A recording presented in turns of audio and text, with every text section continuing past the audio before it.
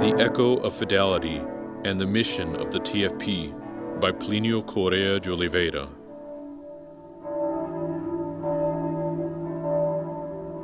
Imagine a city completely given over to disorder and chaos, a city immersed in a confusing and cacophonous noise, a city wallowing in blasphemy and immorality. Imagine in the midst of this city the bells of hundreds of churches asking God for either mercy or justice to put an end to so many abominations and save the souls now being lost.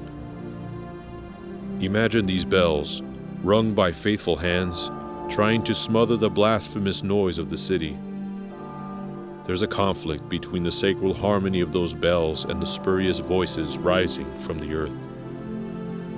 As this struggle wears on, the first fighters grow old and die, while others grow more and more tired as they keep ringing the bells, stricken with discouragement. Some are even seduced by the voices coming from the ground and finally stop ringing the bells. They come down from the sacred towers of fidelity to the swamps, to the streets filled with blasphemy, and abandon their mission. Only a few bells are now ringing. But in the midst of the noise, those few still persevere, and persevere by all means, in every possible way, persevere against all hope, and persistently continue to ring the bells. And in the highest of heavens, Our Lady, Queen of the universe, listens, judges, and prays.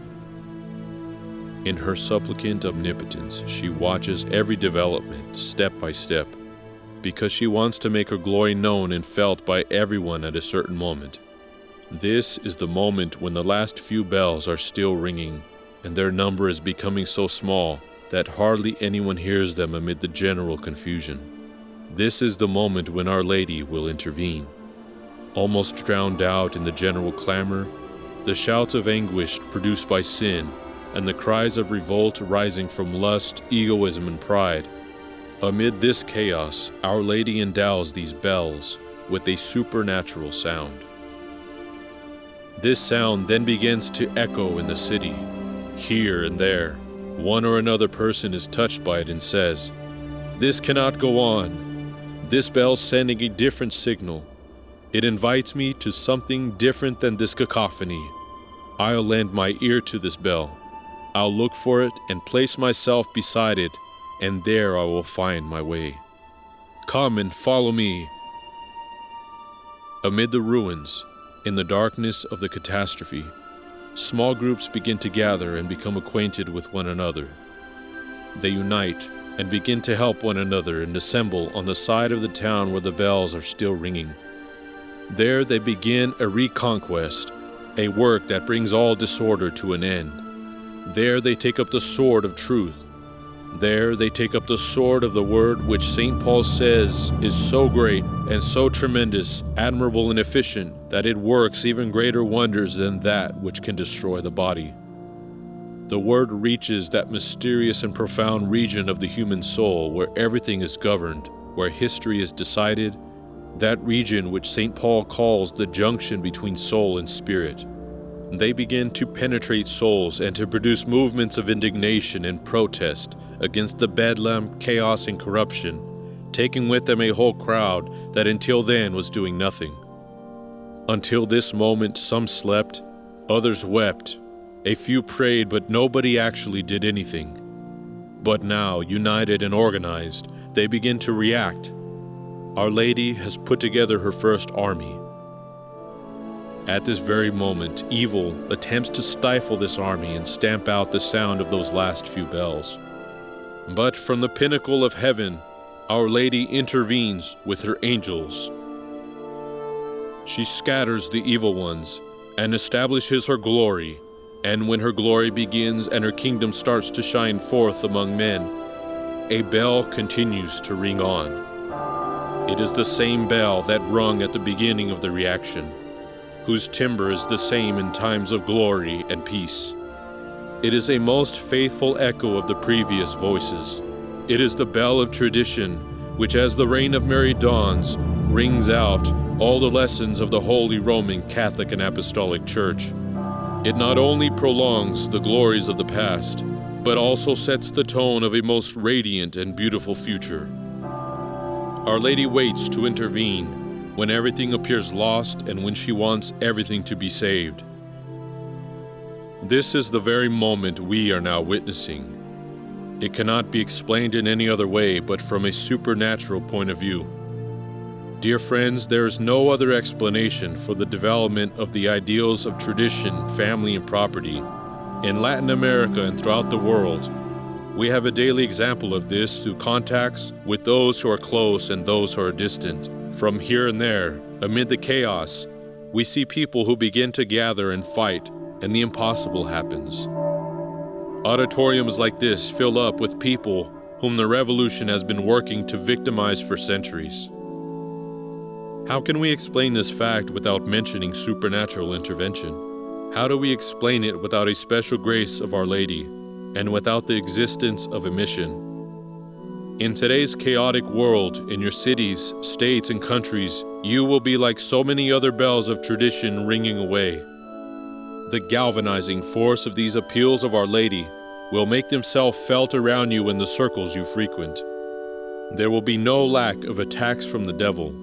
The father of darkness will spread slander and hearsay against you. But you are the bell towers that ring amid the darkness, cacophony and confusion, proclaiming the sound of tradition from the Catholic past and taking the sound forward to the dawn of the reign of Mary. Even if heaven had to open and angels come down visibly to defend your fidelity in this mission, God's grace would not fail you. For this beautiful mission was given individually to each of you, and even to the smallest and most tempted one among you. This mission that now knocks at the door of your souls to convince you and set you on fire. Be faithful, be valorous, be faithful echoes of tradition, and you will return with joy, singing the victories that you won for Our Lady. As Psalm 125 says, Euntes ibant et flebant, mitentes hemina sua. They walked in sadness, darkness, and uncertainty, weeping but sowing their seeds. You now depart, and your souls may weep, but however you are taking the seeds that you received in this conference, through the grace of God, you will return with joy, bringing to the next one the instruments of your work, the lessons you received, and the friends you invited. A word about you has already been said. A word should now be said about me. My name has been mentioned so often. It has been the object of generous references so many times that I would be lacking in justice if I failed to tell you something about myself. You've read my works. You've heard me speak several times, and you hear me now. You have never heard me say that I made up a doctrine, developed a thought, founded a school, or did this or that. All I've done in my life is to present by a duty of justice and with exultant joy, enthusiasm, appreciation, and gratitude the doctrine of the Holy Roman Catholic and Apostolic Church. Because if there is any good in me, it is merely a consequence of the fact that Our Lady gave me this grace, for which I cannot thank her enough. And I hope to spend all eternity next to her, thanking her for the grace of being baptized a child of the Holy Roman Catholic and Apostolic Church. The doctrine that I expound is the doctrine of the Church. This exposition at times is arduous, because the subject matter was drawn from some overlooked corners where so many marvels of the Holy Church lie sleeping. Indeed, this work to collect and present doctrine from those silent corners is similar to that of an archaeologist. Read my books, listen to the recordings of my lectures, and you will never hear me say anything but this. You might say there's a lot of observation of reality and originality in the way the TFP solves problems. It's true, but you will hear me repeat 100 times that we owe, and I owe all of this to the fact that we absorbed Catholic doctrine on numerous points concerning human life, which were embedded in formulas, lifestyles, and embodied in traditions that have produced precisely that which we call the TFP style. I am not and have no intention of being anything but a bell. No, even less than a bell. I am an echo of the great bell that is the Roman Catholic and Apostolic Church. I want to prolong this echo, Those teachings that are no longer being taught from so many pulpits and confessionals, not as a minister or master, but as a faithful disciple filled with joy at the glory of being a disciple. We are precisely the echo that prolongs the voice of the bell amid the battle, the echo that carries that voice far off and makes it heard everywhere, a faithful echo. And what a sorrow, even when the bell goes silent, the echo continues to be faithful. Even when the bell appears to toll in a crazy fashion, seemingly betraying its vocation as a bell. This is the fidelity of the echo that only dies when it stops to repeat that which I've heard from the Holy Roman Catholic and Apostolic Church. To whom do I owe this fidelity, which I hope Our Lady will grant me to the end of my days? Allow me to confide something to you. Around 1920, there was a boy born to a Catholic family in São Paulo, Brazil. At a certain moment in his life, this boy went through a very difficult trial and prayed before a statue of Our Lady Help of Christians. One could say of that boy what St. Augustine said of his own youth, so small and already a sinner. Yet raising his eyes to the statue of Our Lady, this boy understood without any vision that she was the Mother of Mercy, and with her he would be able to work out all things. He acquired such a confidence in her that he never abandoned her for the rest of his days. She continuously smiled towards him, and this boy took upon himself the duty to speak about her and serve her for as long as he lived. This boy owes her everything, and at this moment renders to her a homage filled with veneration and gratitude. There is nothing in him that is good that did not come from her, the mediatrix of all graces, because to her we must attribute everything. You are now looking at that boy who has just finished addressing you.